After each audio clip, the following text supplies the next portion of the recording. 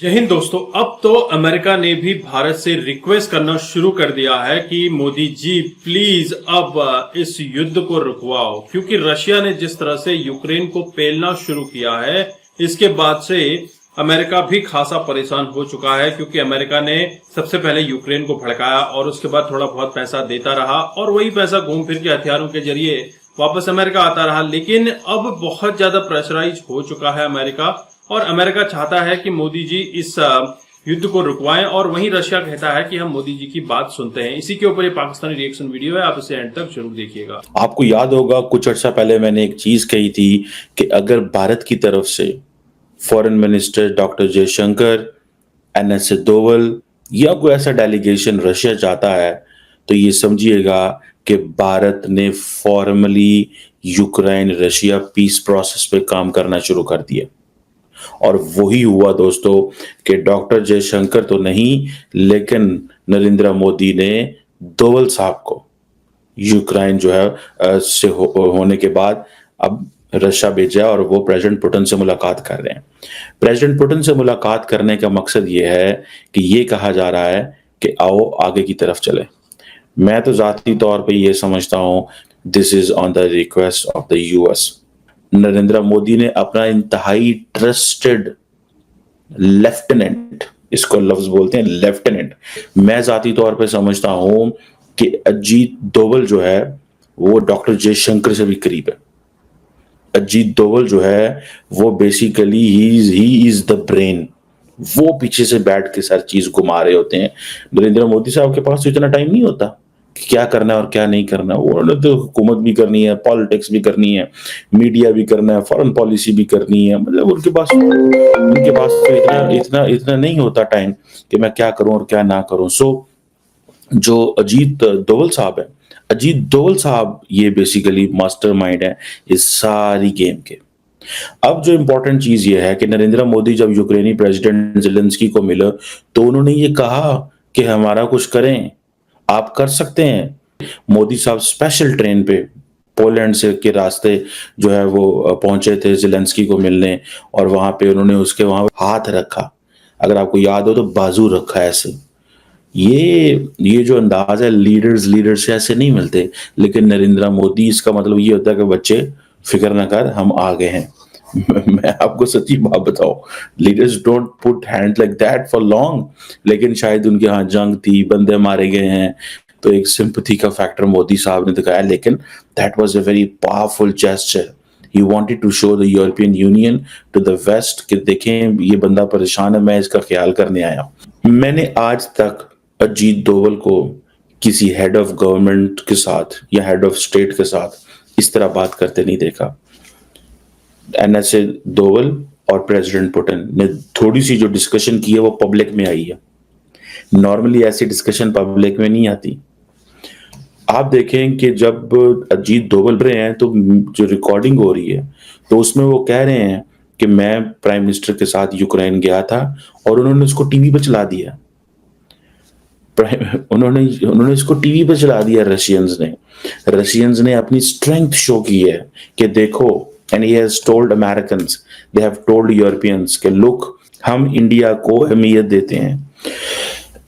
Russians ये कह रहे हैं कि हम इंडिया को अहमियत देते हैं, हम इंडिया की सुनते हैं। वो इंडिया जिसको तुम मना करते थे तेल ना लो, हम उस इंडिया को अहमियत दे रहे हैं। और इस वक्त में अजीत दोवल आपका केस लेके मेरे पास आया है, और केस क्या है? जंग बंद करो। It's a very very extraordinary thing. आपको कभी ऐसी चीज नहीं मिलेगी, और वो भी कि head of government and head of state के सामने बैठे हों और किसी मुल्क के एनएस से आके आपको बता रहा हो कि हाँ जी, उस वक्त बेसिकली प्रेसिडेंट पुतिन जो है वो खेल रहा है। खेल क्या रहा है कि लुक, इंडिया को आप मना करते थे, India can play a neutral role. Basically Putin साहब जो देखे ना, तो अगर सच्ची देखा जाए तो पुतिन साहब इंडिया का जो कद काठ है बड़ा कर रहे हैं। यहाँ पे इंपॉर्टेंट चीज जो है ना दोस्तों को ये है समझने की कि एक तरफ अमेरिका इंडिया का कद काठ बड़ा करना चाहता है, रशिया भी इंडिया का कद काठ बड़ा करना चाहता है। They are giving them relevance. ये मोदी आए हैं, तीसरा टेन्योर है। वर्ल्ड के अंदर इंडिया को इतना जाना जा रहा है, इतना जाना जा रहा है कि हर दूसरे मुल्क के मुंह पे इंडियंस का नाम है कि भाई हमें इंडियन चाहिए, हमें इंडियन लेबर चाहिए, हमें इंडियन आईटी के स्टूडेंट चाहिए। सर क्या वजूहात है कि ये 3 टेन्योर जो है वर्ल्ड के ऊपर, स्पेशली पाकिस्तान के ऊपर भारी पड़ रहे हैं? उसकी वजह ये कि हमारे पास कोई ऐसा है ही नहीं है जो आप कह सकेंगे ये आगे चल सके। अगर कोई है भी तो उस बेचारे को कोई मौका नहीं मिल रहा कि वो आ सके। इंडिया जो है उसकी तरक्की का राज ही यही है कि वहाँ पे इक्वलिटी है, रूल ऑफ लॉ है, सुपरमेसी है हर चीज़ की। वहाँ पे लोगों को बाकायदा हकूक मिल रहे हैं और एक जो गरीब क्लास का आदमी भी है ना, अगर उसकी कोई परफॉर्मेंस अच्छी है तो उसको भी वो प्रमोट करते हैं, उसे रोक नहीं रहे। नो डाउट, बिल्कुल ऐसे ही है। क्या आपको लगता है जिस तरह से वो तेजी से एक ग्रोइंग इकोनॉमी, ग्रोइंग कंट्री बन रहे हैं, डेवलप्ड कह सकते हैं उनको, और पीएम मोदी का विजन है कि भाई 2047 तक मैं भारत को तीसरी बड़ी मईशत बना कर ही रहूंगा, क्या इस सारे सिनेरियोज में हम हिंदुस्तान को बीट कर सकते हैं या फिर उनको टक्कर दे सकते हैं?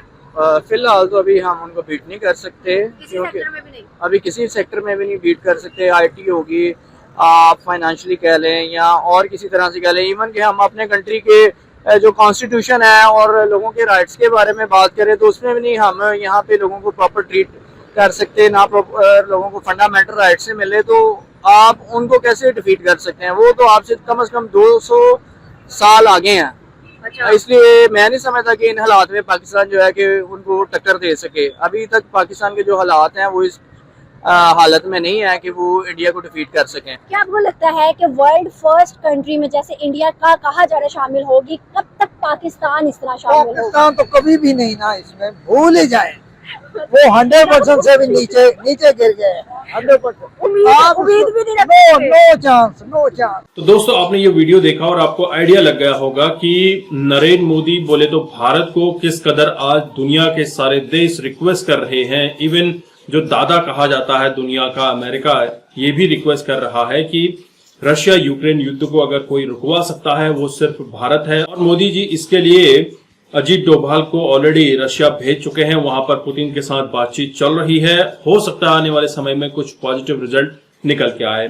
दोस्तों ये वही अमेरिका है जो रशिया से तेल लेते समय भारत को इंटरनेशनल मंच पर बेइज्जत करने की कोशिश कर रहा था, लेकिन भारत के तेज तर्रार डॉक्टर जयशंकर साहब ने अमेरिका को और पूरी दुनिया को एक लाइन पर खड़ा कर दिया। उन्होंने कहा कि ये हमारे देश की बात है, हम अपने देश के लिए जो भला होगा वो करेंगे, हमारे देश की जनता को जिस चीज की जरूरत है हम वो मुहैया कराएंगे। और वहीं मोदी जी यूक्रेन जाने से पहले रशिया का भी दौरा कर चुके थे और यहाँ पर जेलेंस्की से बातचीत भी हुई थी, लेकिन जेलेंस्की के विचार कुछ मिले नहीं। हालांकि अब जेलेंस्की खुद नहीं बोल रहा कि युद्ध रुकवाओ, लेकिन वाया अमेरिका ये बातचीत चल रही है कि युद्ध रुकवाए और मोदी जी इसमें इंटरफेयर कर सकते हैं। वहीं पुतिन ने बीच में एक मैसेज भी दिया था जिसमें उन्होंने कहा था कि भारत, चाइना और ब्राजील इस युद्ध में पार्टिसिपेट कर सकते हैं। बोले तो इस युद्ध को रुकवाने के लिए बातचीत कर सकते हैं।